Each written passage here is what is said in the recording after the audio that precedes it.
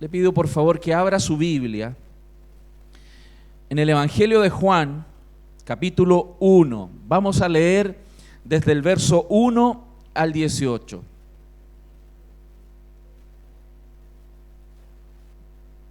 Dice así: en el principio era el Verbo, y el Verbo era con Dios, y el Verbo era Dios. Este era en el principio con Dios. Todas las cosas por Él fueron hechas, y sin Él nada de lo que ha sido hecho fue hecho. En Él estaba la vida, y la vida era la luz de los hombres. La luz en las tinieblas resplandece, y las tinieblas no prevalecieron contra ella. Hubo un hombre enviado de Dios, el cual se llamaba Juan. Este vino por testimonio, para que diese testimonio de la luz, a fin de que todos creyesen por él. No era él la luz, sino para que diese testimonio de la luz. Aquella luz verdadera que alumbra a todo hombre venía a este mundo. En el mundo estaba, y el mundo por él fue hecho, pero el mundo no le conoció. A lo suyo vino, y los suyos no le recibieron. Mas a todos los que le recibieron, a los que creen en su nombre, les dio potestad de ser hechos hijos de Dios, los cuales no son engendrados de sangre, ni de voluntad de carne, ni de voluntad de varón, sino de Dios. Y aquel Verbo fue hecho carne y habitó entre nosotros, y vimos su gloria, gloria como el unigénito del Padre, lleno de gracia y de verdad. Juan dio testimonio de él y clamó diciendo: este es de quien yo decía, el que viene después de mí es antes de mí, porque era primero que yo.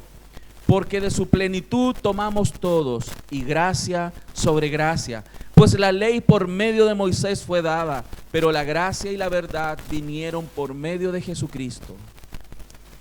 A Dios nadie le dio jamás. El unigénito Hijo que está en el seno del Padre, Él le ha dado a conocer. En estas fechas es muy común que uno juegue al amigo secreto. ¿A alguien le ha tocado por ahí jugar al amigo secreto? ¿Y por qué hablo de esto? Porque quiero usarlo de analogía para algo que vemos aquí en este contexto bíblico. El amigo secreto es ese juego donde nos repartimos el nombre de una persona, y esa persona que nos salió en el papelito, nosotros les entregamos un regalo. Y la gracia de este juego es que cuando los regalos se entregan, uno intente adivinar quién fue quien me regaló ese regalo. Y empiezan algunas señas, se pueden jugar dando algunas señas. Hoy día eso se ha desvirtuado un poco, pero originalmente la idea era adivinar quién me regaló aquel regalo. Y esas pistas que se podían dar era para justamente dirigir y descubrir quién era aquel personaje que me había regalado. Y yo quiero decirle que esto lo quiero usar de analogía. ¿Por qué? Porque el Evangelio de Juan parte de una manera muy singular. Es como que Juan, de una manera circular, comienza a dar pistas, comienza a hablar de un personaje sin dar su nombre, pero en algún minuto, después de dar muchas ideas sobre el personaje, él llega y revela el nombre. Comienza muy distinto a otros evangelios. Si miramos cómo parte el Evangelio de Mateo, dice el libro de la genealogía de Jesucristo. Desde el primer texto, Mateo dice inmediatamente de quién va a tratar el libro. Si vemos el Evangelio de Marcos, dice principio del Evangelio de Jesucristo, Hijo de Dios. Sin ningún reparo, y él inmediatamente revela quién es el autor del libro, quién es el personaje del libro, de qué trata el libro, de quién va a hablar.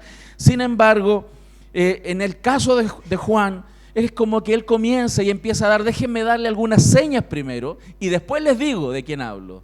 Y es muy interesante porque es muy precioso, y la gramática, el lenguaje que utiliza, la forma poética con la cual se desarrolla este inicio del libro es muy especial y hermoso, y yo quiero invitarte que en esta mañana miremos un poco de eso. Estamos en una serie que estamos hablando sobre Jesús, eterno Dios y Redentor. Y este Dios maravilloso, Redentor, lo estamos mirando en perspectiva. Vimos Génesis, vimos la caída, vimos las consecuencias de la caída. ¿Con qué objeto? De poder tener una mirada mucho más amplia, más elevada de aquel quien es Cristo. Y Juan, cuando comienza a desarrollar su temática, él nos habla de un personaje que no revela su nombre sino hasta el verso 17. Y este tipo de transmisión de información es como una espiral. Él va desde elementos externos hasta irse concentrando y llegando a puntos centrales. El primer punto que quiero que usted note es que se nos presenta el logos en el verso 1. Luego no habla más de aquel logo, es retirado y vuelve a ser presentado el logos en el verso 14. Es como que está dando vueltas la idea. Luego la creación pasa delante de nuestros ojos en el verso 3 y reaparece nuevamente en el verso 10. Es muy singular. Cuando habla de la luz, que sería el punto 3 o letra C, dice que la luz se presenta en el verso 4, lo podemos ver ahí en el verso 4. Deja de hablar de la luz y vuelve a presentarlo nuevamente, esa idea, en el verso 8 y verso 9. Respecto del rechazo del logos, se muestra en el verso 5 y luego es referido en el verso 10 y verso 11. Y finalmente el testimonio de Juan, el profeta, se menciona en el verso 6 y 7 y es repetido en el verso 15 y retomado eso desde el verso 19 en adelante, transportando esta historia y detallando esta historia de este logo, de este verbo encarnado de manera mucho más existencial y relacional con el mundo en el cual él vino a vivir. Estas verdades centrales, hermanos, se desarrollan muy hermosamente aquí en este libro. La idea central del verso 1 es desarrollada en el capítulo y cerrada completamente en el capítulo 1. Esto, ¿por qué lo hace así Juan? Para mostrar quién es Cristo, para mostrar quién es Jesús, para elevar el nombre de nuestro Señor. Y es muy simpático porque es como nos dijera, ustedes saben de quién hablo, ustedes saben de quién estoy hablando. Y les da pista, y les da pista. ¿Saben ahora? Hasta que Él lo revela. Por eso el sermón de hoy lo voy a dividir en 3 puntos. Uno de ellos es las pistas sobre aquella identidad, sobre quién es este supuesto amigo secreto. La comunión con aquel amigo secreto, o sea, que es uno de los objetivos principales que el apóstol Juan quiere mostrarle al pueblo de Dios. Y al mismo tiempo, cuáles serían los frutos de aquella relación con este personaje, que está un tanto velado al inicio del Evangelio. Por eso quiero hablar primero sobre la identidad. La identidad. Lo primero que quiero decir que Él es eterno, eterno. Si usted se fija ahí, ese verbo es eterno, si usted mira el primer texto, y porque es eterno, Él es divino. Esa es la tesis de Juan. Porque el verbo es eterno, y porque es eterno, es claramente divino. Él relaciona el verbo con su eternidad y por lo tanto con su divinidad. El versículo es, en Juan 1 del 1 al 2 dice, en el principio era el verbo y el verbo era con Dios y el verbo era Dios. Este era en el principio con Dios. ¿Qué es lo que se observa aquí, hermanos? Se ve una figura gramatical que es muy utilizada en el lenguaje de la Biblia, que se llama quiasmo. Para reforzar una idea, los quiasmos van concentrándose en una idea, profundizándose y luego hacen un retorno.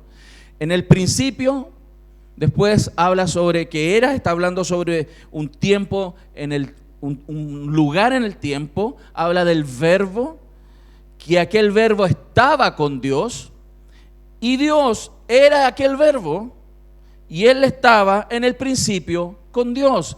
Esa idea es un tipo de escritura que se utiliza en la Biblia justamente para reforzar la idea central que está en la mitad del quiasmo. Esto usted lo va a encontrar mucho en la Biblia. En los salmos, en los proverbios se ven estos quiasmos. No están graficados así.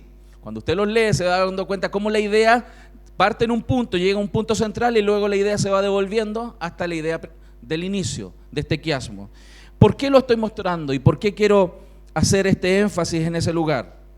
Porque Juan 1.1 nos está revelando aquí en este lenguaje, en esta forma, ideas que están íntimamente ligadas, pero al mismo tiempo están sutilmente separadas. Cuando hablamos de la unidad de Cristo y Dios, claramente es complejo. Cuando pensamos en la Trinidad, claramente es difícil. Y por eso en este lenguaje Él está mostrándonos que hay una persona unida a otra persona. El Verbo está unido a Dios, pero al mismo tiempo están sutilmente separados. Está con Dios, pero también es Dios. Es hermoso darnos cuenta de esto, porque este Verbo eterno está fuera del tiempo, está más allá del tiempo. Cristo, aquel Dios encarnado y que nosotros en esta fecha celebramos en la Natividad, está fuera del tiempo, es antes del tiempo.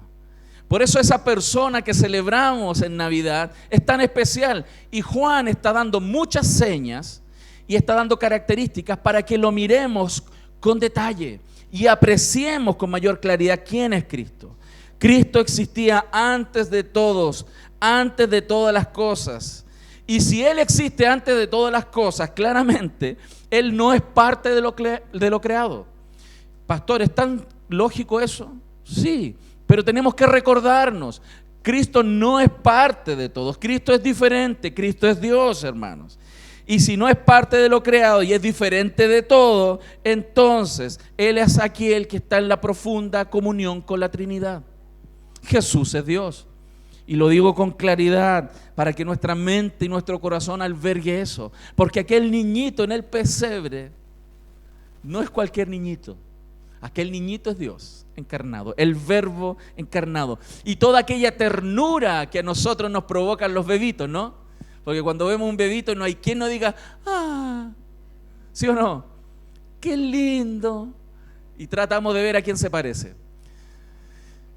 Sin embargo, aquel bebé, Dios no quiere que nosotros nos quedemos puestos los ojos en aquella ternura de aquel bebé supuesto, que va bien que está ahí en el texto, sino claramente que miremos que aquí hay alguien que está viniendo al mundo que es más grande que todo, que es más grande que la imagen que se proyecta en Navidad, lejos más grande que aquella imagen.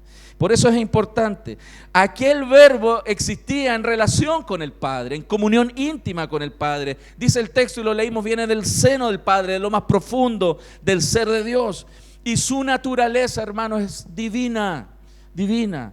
La palabra logos, sin duda, no contiene el significado trinitario, porque no significa Trinidad, pero por el hecho de que Juan está enlazando aquel verbo, aquel logos, con la eternidad divina, ese logos es divino y trinitario, parte de la Trinidad. Esa divinidad claramente solamente se asocia al Dios verdadero, al único Dios verdadero. Por este motivo, cuando Juan está hablando de este hombre, no está hablando entonces tampoco de cualquier hombre. Porque está hablando de Dios, pero también está hablando de un hombre, porque aquel verbo fue hecho carne. Por lo tanto, aquel hombre no fue cualquier hombre tampoco. Aquel ser que caminó entre nosotros no fue cualquiera. Y tenemos que reconocer y destacar y alabar aquella gloria de Dios manifestada en Jesús hombre. Juan comienza entonces, hermanos, a desenvolver esta idea, comienza a avanzar sobre esto, sobre aquel Dios que también aquel verbo es creador y sustentador.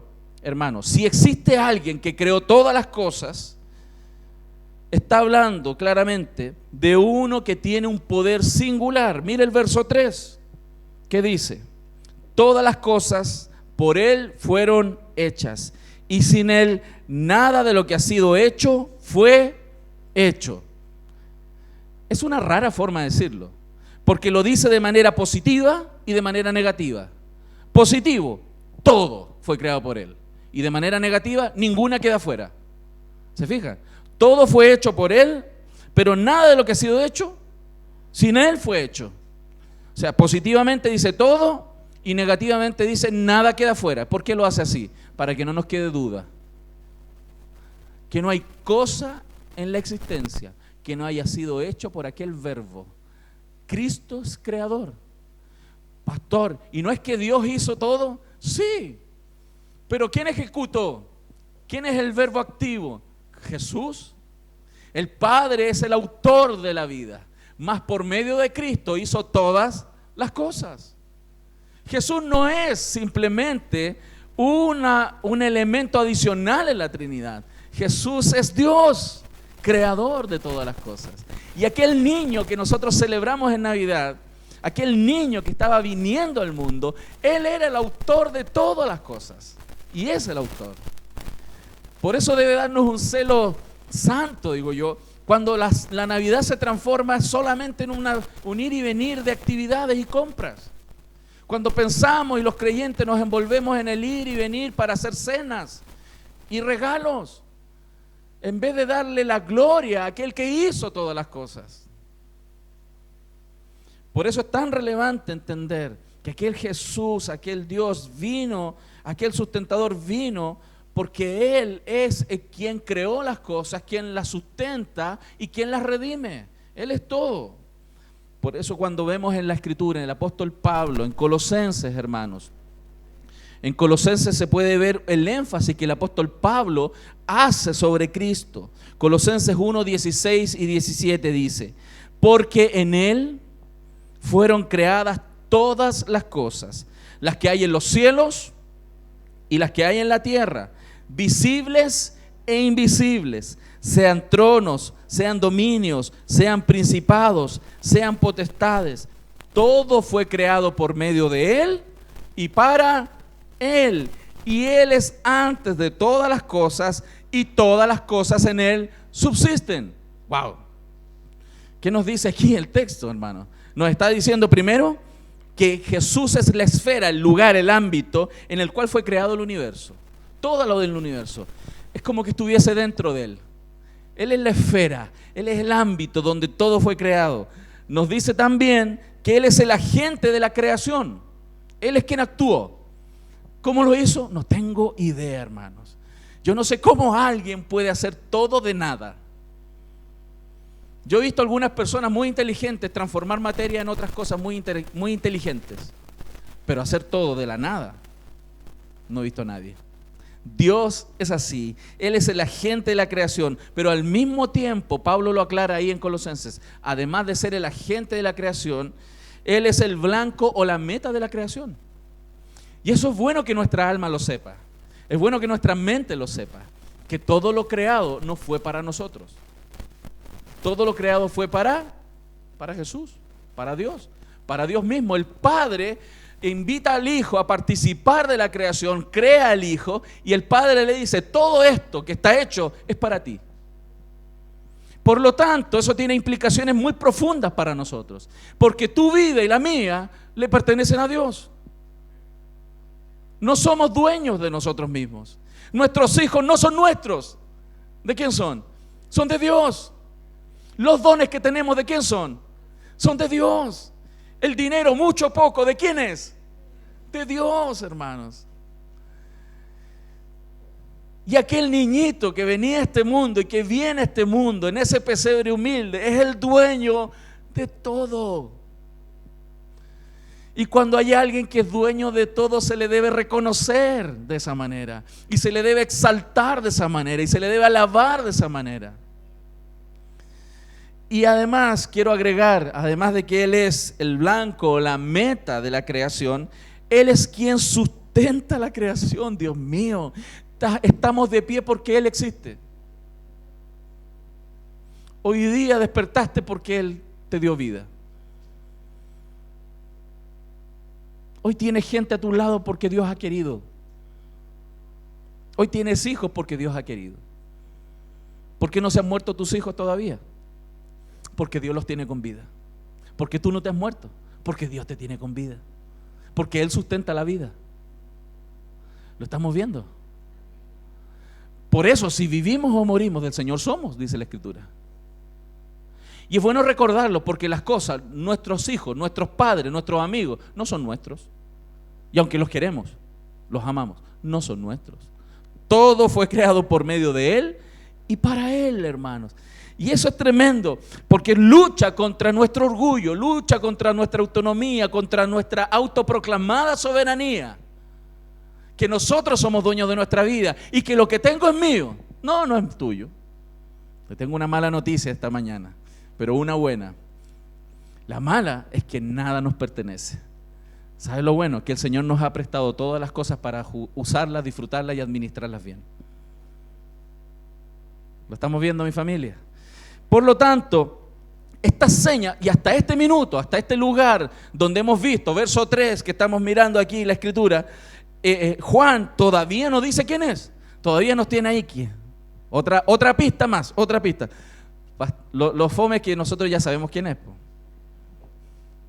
No funciona con nosotros, porque tenemos el Nuevo Testamento todo revelado y ya sabemos quién es. Pero en ese minuto, cuando Juan estaba escribiendo, cuando él estaba escribiendo a judíos principalmente, pero también a gentiles, aquellos no sabían. Ellos veían un hombre, ellos supieron de un hombre, pero aquel hombre no era cualquier hombre. Eso es lo que Juan le está tratando de decir. Aquel que es el sustentador de todas las cosas también, y a lo largo de la Biblia se muestra mucho esto, Él es la vida y la luz. El verso 4 dice, en Él estaba la vida, y la vida era la luz de los hombres. Si hay algo que se repite mucho en la Biblia, es esta idea de la luz y de la vida. El Salmo 119, 105 dice, lámpara es a mis pies tu palabra y lumbrera, luz a mi camino. En Lucas se muestra cómo la luz de la aurora, quien representa a Cristo, vino a este mundo a dar luz a aquellos que viven en sombras de tinieblas y de muerte. Pero al mismo tiempo, la misma Biblia nos hace referencia a que su palabra es espíritu y es vida. Sus palabras son medicina, dicen los Salmos, para nuestros huesos. ¿Cuántos necesitan medicina para sus huesos? Yo también, hermano. Ya ando ahí con unas cosas en los pies, que ando como viejito a veces. Camina que me duelen los pies. Necesito medicina para mis huesos. Esa idea, hermano, que está ahí, es muy importante. Y cuando Juan lo está diciendo, le está hablando a los judíos que tenían muy claro esta idea de la luz y de la vida. Ellos siempre estaban en búsqueda de la luz, de esta iluminación que producía Dios en el entendimiento, porque ellos estaban en búsqueda de esa sabiduría. Ellos persiguen todo eso con la idea de poder suplir todas esas profundas necesidades que tenemos como seres humanos. Ellos buscaban la vida y la luz. Y dice el texto, hermano, el verso 5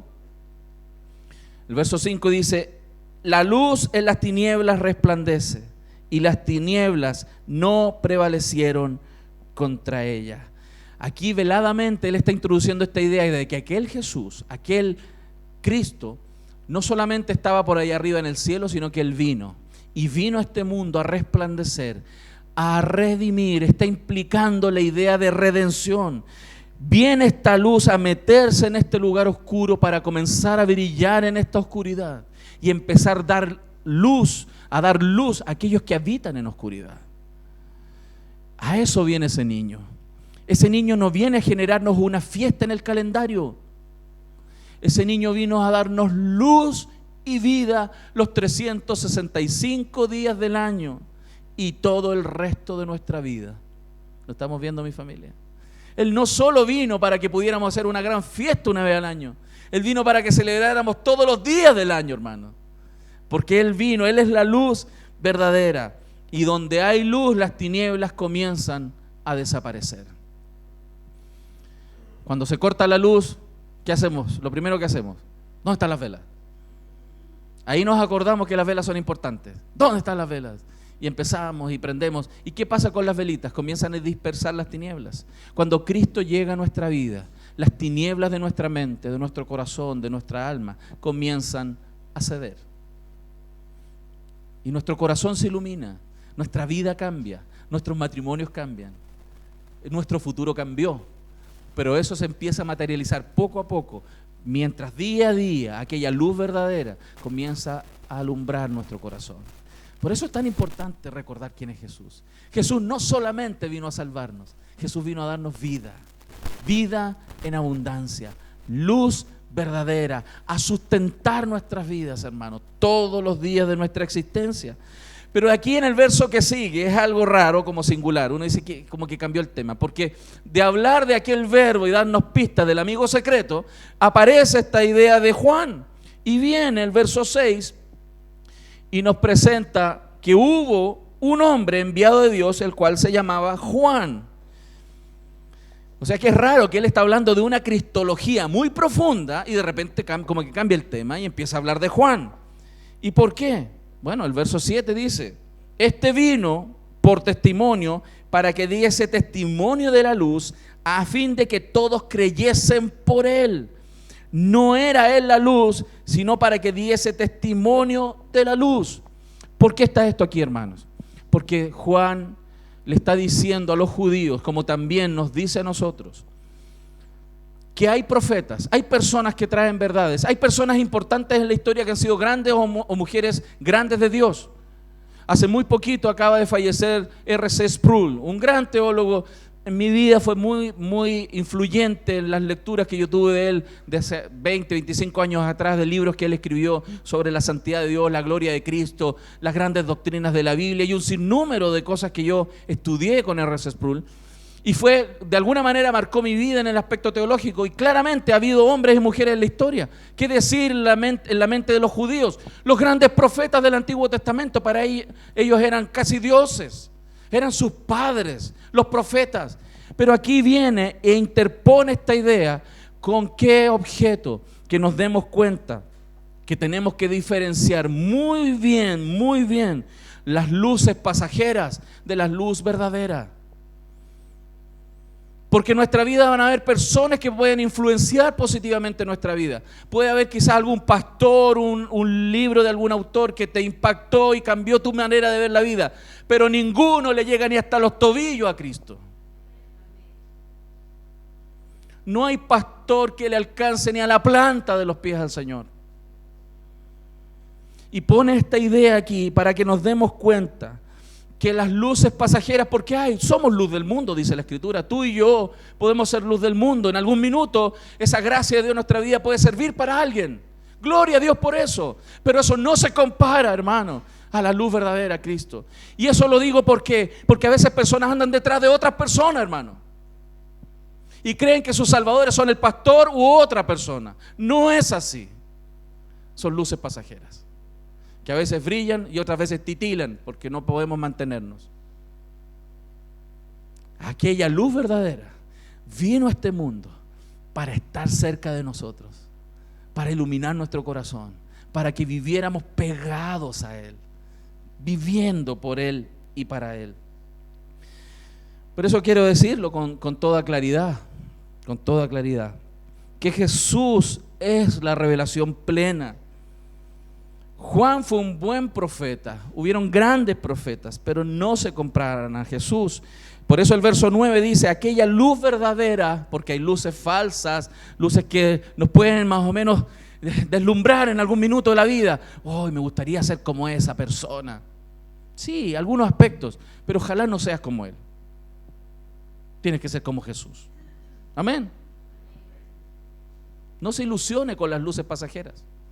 Hay uno solo que debe ser toda nuestra ilusión, todo nuestro amor, todo nuestro empeño, toda nuestra fuerza debe estar dirigida a conocer a Cristo. Como Pablo decía, una sola cosa hago, yo quiero pegarme a Cristo y ser hallado en Él, quiero conocer a Jesús. Eso es lo que decía el apóstol Pablo. Y yo creo que ese es un buen mensaje para todos nosotros en este día. Y aquel niñito que vino a este mundo, que lo conozcas en plenitud, que sepas quién era ese niño.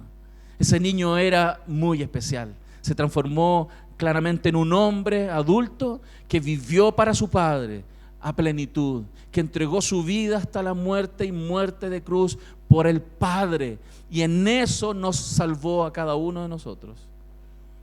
Qué gran ejemplo para nosotros. Cuando un padre, una madre mueren por sus hijos para llevarlos a Dios. No mueren solamente por darles alimento, no mueren solamente por darles estudios, mueren por llevarlos a Dios.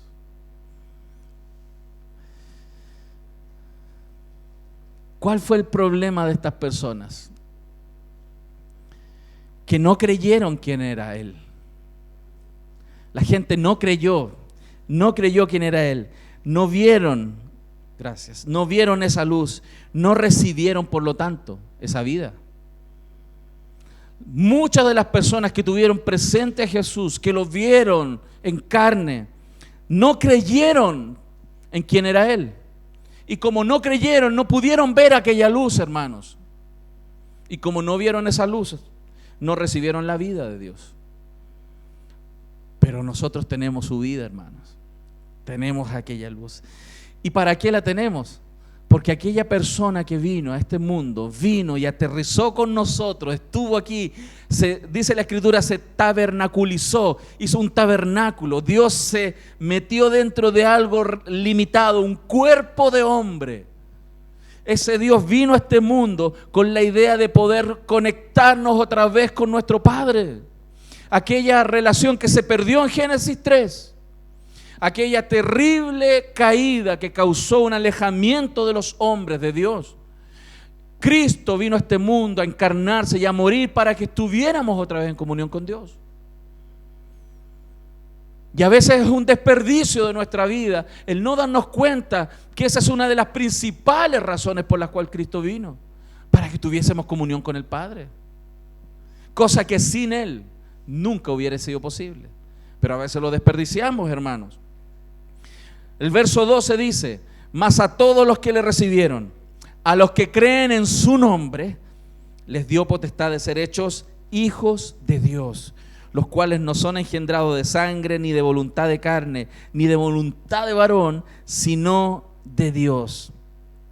¿Qué nos está diciendo Juan aquí? Que hay dos tipos de personas.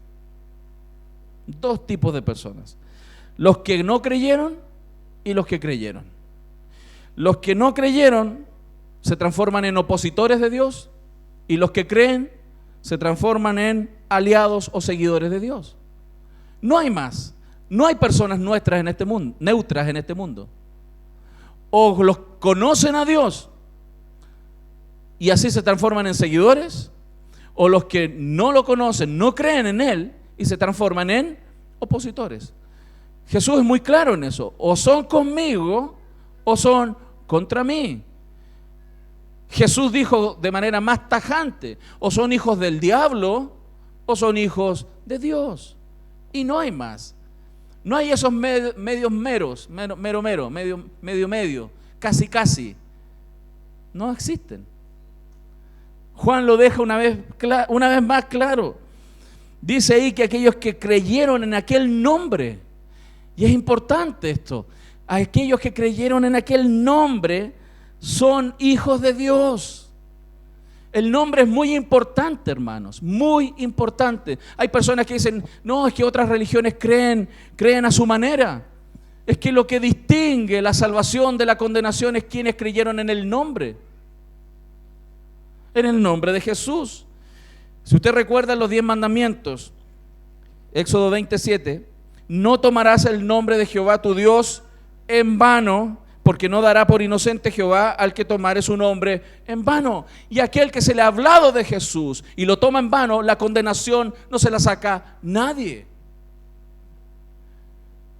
Ni aunque tú ores por él. Si él no cree en el nombre de Jesús como su Señor y Redentor, aquella persona está condenada, hermanos. Por muchas obras que haga, por muchas veces que dé de lo que tiene a los necesitados.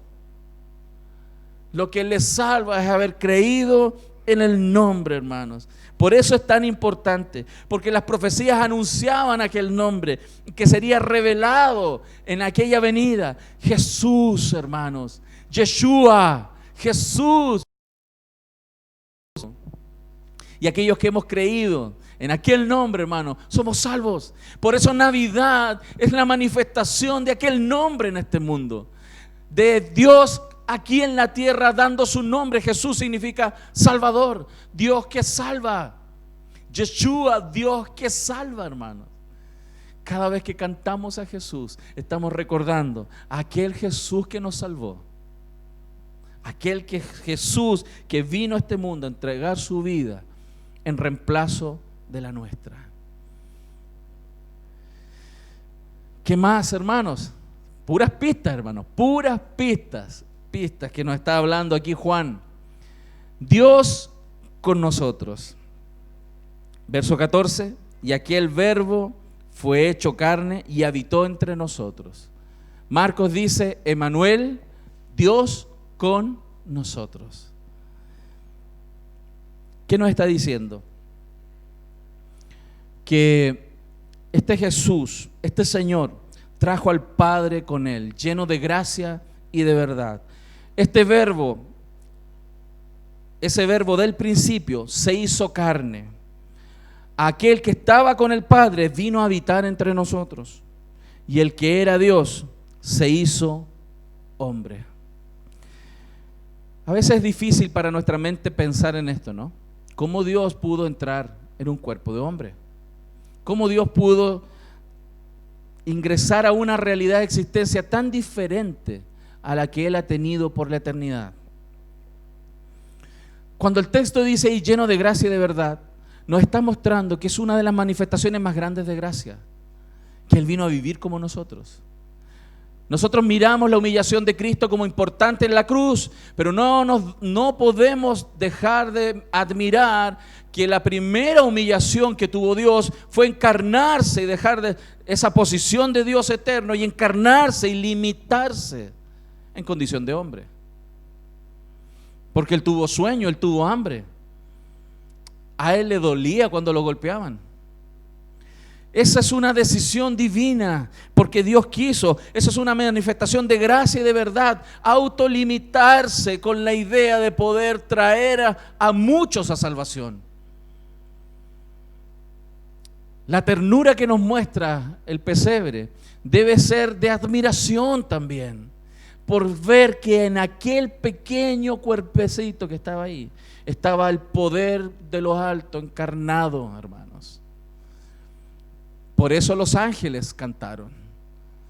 Antes que se diera en el relato la explicación del nacimiento, dice que ángeles cantaron. Los pastores caminaban en Belén y dice que los cielos fueron abiertos y los ángeles cantaban: gloria a Dios en las alturas y en la tierra paz, buena voluntad para con los hombres. ¿Cuál era la razón de la venida? La voluntad buena, agradable y perfecta venía a este mundo a vivir como nosotros, para sacarnos de aquí, hermanos. Él vino a este mundo para sacarnos de aquí. Pero algunos parece que nos ponemos grilletes y bolas de acero en los pies, que nos gusta aquí, hermano. El Señor vino a sacarnos de aquí. Y mientras estamos aquí, tenemos un propósito muy claro. Jesús dijo y se acercó para que lo pudiesen palpar, para que lo pudiesen ver, hermanos. Acuérdense ese relato que está en Juan, cuando Felipe le pregunta, Felipe le dijo: Señor, muéstranos al Padre y nos basta.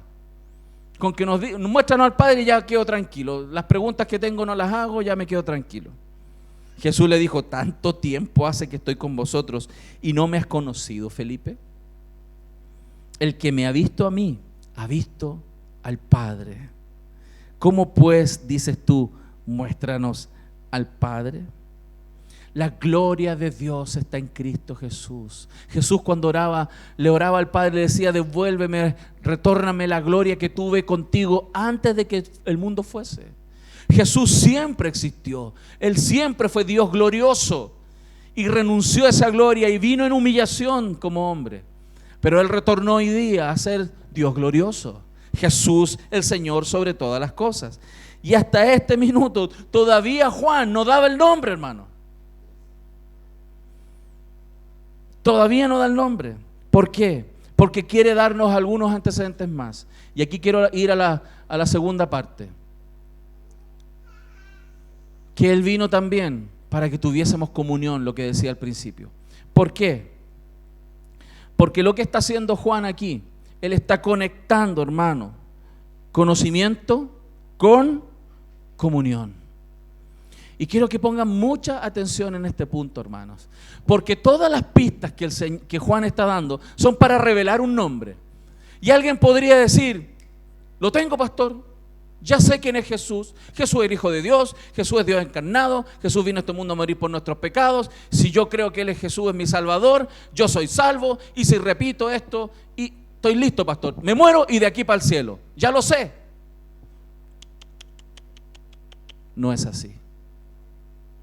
Lo que Juan está diciendo aquí, que él está conectando conocimiento con comunión con Dios. Por eso es tan relevante, porque no basta solo con saber que Jesús es Dios, sino hay que tener comunión con Él. Él vino a conectarnos. Por eso, hermanos, por eso en Mateo 7, 22, 23, dice la Escritura: muchos me dirán en aquel día: Señor, Señor, ¿no profetizamos en tu nombre y en tu nombre echamos fuera demonios y en tu nombre hicimos muchos milagros? Oh, mira, fui para allá, hice esto, bendije a tales personas, hice estas obras de caridad, hice esto y esto otro. Es más, iba todos los domingos a la iglesia. Entonces les declararé: yo nunca os conocí.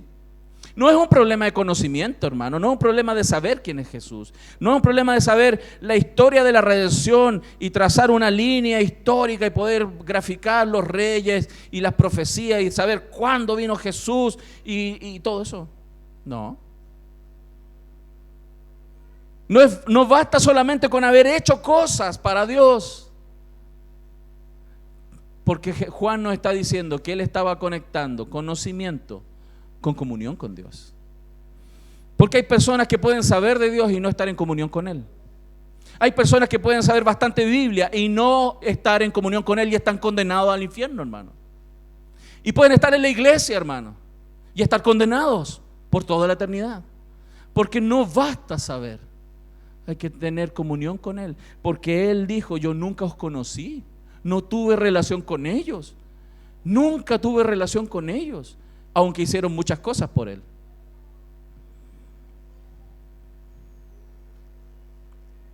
La verdad que liberta, la verdad que cambia, no es un concepto, es una persona, hermanos. La verdad que transforma, la verdad que cambia una vida, no es el conocimiento textual, es la relación íntima con aquel Verbo que se hizo carne y habitó entre nosotros. Por eso es tan relevante, hermano. ¿Qué es Navidad?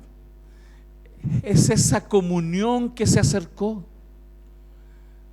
Navidad no es solamente el cumplimiento de aquellas profecías. Navidad es el acercamiento de Dios para volver a tener comunión con Él. Por eso, si tú no oras, hermano, puedes saber de Jesús y no tener comunión con Él. Y estar lejos de Dios y a lo mejor condenado para siempre. Mientras no hay comunión, no hay salvación. Pero solo por Jesús puede haber aquella comunión. Lo estamos viendo, mi familia. Es un desafío tan grande, es una exhortación de Dios tan grande a reconocer que aquel Salvador es más grande de lo que nosotros pensamos. Su gloria es más grande de la que nosotros pensamos. Y por eso aquel que conoce a Jesús le alaba. Aquel que conoce a Jesús de esta manera le canta. Aquel que conoce a Jesús se humilla y le sirve, porque Él es el Señor. ¿Lo estamos viendo, mi familia? Qué precioso es como Juan va desenvolviendo esta historia, cómo Él nos va dando pistas. Yo les pregunto: ¿ustedes ya saben quién es? ¿Ya saben quién es? Jesús. Y aquí en el verso 15 Él continúa diciendo que Juan dio testimonio de Él. Juan dio testimonio y clamó diciendo: este es de quien yo decía, este es el que yo les estuve hablando. El que viene después de mí es antes de mí. ¿Cómo? ¿Estáis locos, Juan? ¿Cómo? El que viene después de ti ya era antes que tú. Es por la preexistencia, porque Dios es eterno, Jesús es eterno. Jesús no nació en el pesebre, Jesús es eterno en el Padre. Jesús es engendrado, dicen los teólogos, para intentar explicar esto. Dicen que Jesús es eternamente engendrado en el Padre. Fue engendrado por el Padre en la eternidad, eternamente engendrado. Porque no hay explicación de esta unidad tan gloriosa y de esta relación tan íntima y profunda que hay entre Dios y el Padre, el Hijo y el Espíritu Santo, perdón. Y qué hermoso, ¿saben lo que Dios hizo con esto? ¿Saben lo que está haciendo Dios al traer a Jesús al mundo? Para que esa relación tan profunda trinitaria sea ampliada con nosotros. Y en vez de estar tres juntos, habemos más con ellos. Qué hermoso. Dios nos permite participar de su relación perfecta porque nos ama. Eso es lo que nos estamos perdiendo, hijos de Dios, cuando solamente sabemos de Dios y no tenemos comunión con Él. Lo que Juan está haciendo entonces en estos textos, como dice ahí, verso 16, porque de su plenitud tomamos todo y gracia sobre gracia, porque la ley por medio de Moisés fue dada, pero la gracia y la verdad vinieron por medio de Jesucristo. Lo que aquí está haciendo es que él vuelve a repetir esta idea de la preexistencia de Dios, pero también sobre sus propósitos y sobre su gracia maravillosa. Él es de quien yo les he hablado, dice Juan. Él es mi amigo secreto. Él es Jesucristo el Señor. Él es mayor que yo. Él es Dios. El mismo Padre dio testimonio del Hijo, hermano.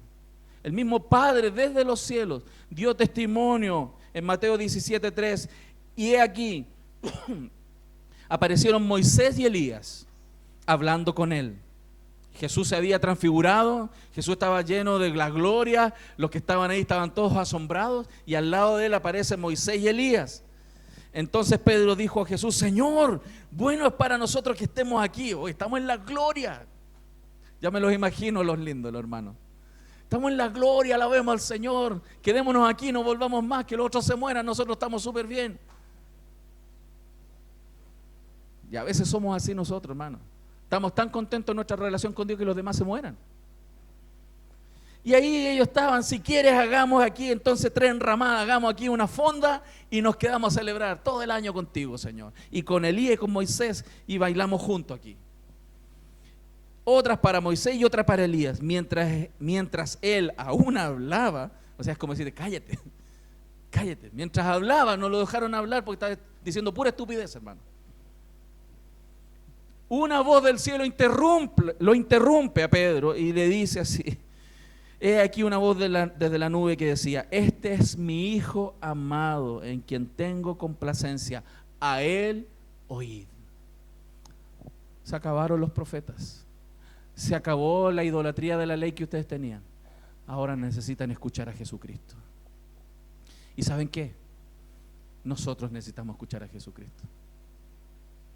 Todos los días necesitamos escuchar a Jesucristo, porque no es solo saber de Jesús, sino tener comunión con Él. Eso es Navidad. Dios vino a este mundo a tener comunión con nosotros. Lo dice Hebreos: Dios, habiendo hablado muchas veces, de muchas maneras en otro tiempo, a los padres por los profetas, en estos postreros días, en los últimos tiempos, nos ha hablado por el Hijo, a quien constituyó heredero de todo y por quien asimismo hizo el universo. Si usáramos un término teológico, Cristo es la exégesis de Dios. Es lo que saca del Padre y lo revela. Es lo que va al fondo del Padre y lo extrae para ser revelado. No es una eisegesis, no es una idea externa que le pone al Padre, sino que el Padre se reveló en Jesús. Si tú quieres conocer a tu Padre Celestial y tener íntima comunión con tu Padre Celestial, es por medio de Jesucristo, Dios con nosotros. Lo dice el verso 18. A Dios nadie lo ha visto, le vio jamás. Si alguien por ahí te dice un día: no, yo tuve una vez vi a Dios. ¿De cuál está fumando usted? Yo tuve un encuentro con Dios. Vaya Juan, muéstrele el verso 18 y dígale: ahí está. A Dios nadie le vio jamás. Sin embargo, el unigénito Hijo que está en el seno del Padre, Él le ha dado a conocer. Aquellas pistas que Juan daba, hermanos, tan singulares para después revelarnos a Jesús, era para que nosotros entendiéramos que aquellos conocimientos que Él nos daba y que nos está revelando no son solamente para ser mantenidos en el ámbito de nuestra razón, sino para ser traspasados al ámbito de nuestra experiencia. Tú no puedes decir que eres hijo de Dios si no experimentas a Dios en una relación profunda con Él. Hay muchos que dicen saber de Dios. No sé si usted lo sabe, hay teólogos liberales que no creen en Dios y se saben la Biblia de memoria y enseñan Biblia. Hace poco tiempo atrás tuve un profesor en el seminario, en el magíster, que él hizo su postdoctorado en la Universidad de Salamanca, España, en el ámbito de cristología con puros sacerdotes católicos, porque la Universidad de Salamanca es católica, romana. Y él me dijo, aquí entre mis compañeros sacerdotes, ellos no saben si son salvos. Y un día tuve la oportunidad, me era muy difícil, nos contaba él, predicarles ahí, porque eran todos muy conflictivos respecto a sus creencias. Pero un día encontré a un sacerdote, me dijo, en una cafetería, aquí en la Universidad del Doctorado, en la Universidad de Salamanca, España, y lo vi muy compungido, y le pregunté, me dijo, nos contó él, ¿qué te pasaba? Lo que pasa, dijo, que me dijeron que llevar unas palabras a un grupo de jóvenes universitarios y animarlos en su fe, y no sé qué decirles. Doctor en teología. Porque no basta el conocimiento, si hay conocimiento sin comunión es muerte.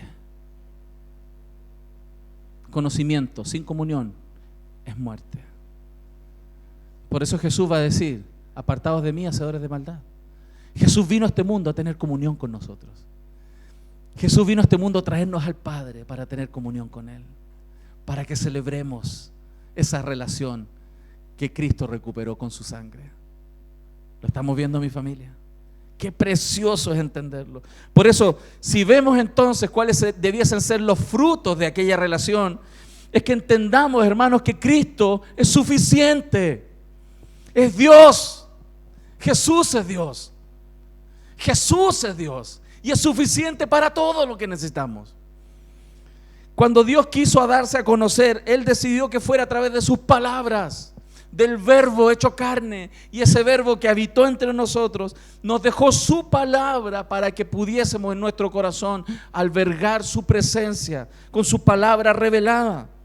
Lamentablemente ayer, en ese tiempo y hoy día, siguen algunos que sí, dicen yo necesito a Cristo, pero también necesitan misticismo. Necesitan a Cristo y ven el horóscopo, hermano.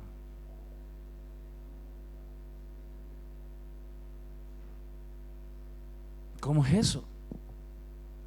Otros dicen que necesitan a Cristo, pero se llenan de reglas y formas para poder tratar de ser perfectos. Encubren con reglas y formas su imperfección. Algunos dicen que necesitan a Cristo, pero también otras religiones de misterio, y están ahí entre lo que dice la palabra y lo que su propia religión tradicional le enseñó. Y ahí, a media asta. Para ellos Cristo no es suficiente. Saben de Él, pero no tienen comunión con Él.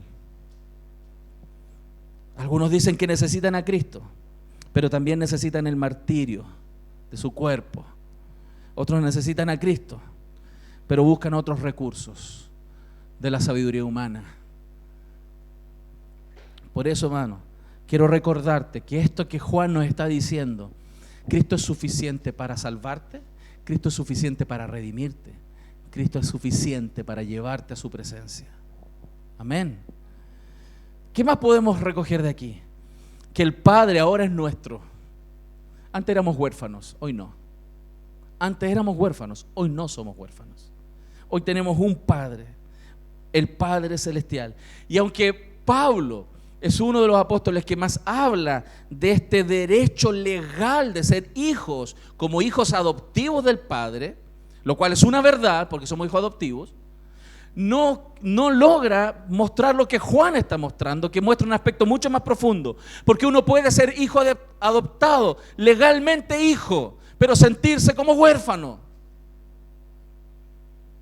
Lo que Dios nos está diciendo hoy día por medio de Juan, que tú llegues a sentir y a vivir como un hijo del Dios del cielo, no como un adoptado, sino un hijo al cual el Padre ama y cuida. ¿Sabe qué? Nadie en el Antiguo Testamento llamó a Dios Padre. Nadie en el Antiguo Testamento pudo decirle a Dios Padre. El que tú y yo le podamos decir Padre es un privilegio que otros no tenían. Y tú puedes llamar a Dios Padre amado. Y por lo tanto esa comunión de la Trinidad se extiende hacia nosotros y podemos profundizar esta relación y tener relación con el Padre, con el Hijo y con el Espíritu Santo todos los días de nuestra vida. Pero qué tremendo como a veces pasamos desconectados de Dios. Y nos acordamos cuando nos llega un plato de comida. ¡Ay, qué rico! Gracias, Señor. Dios quiere comunión. Y tercero,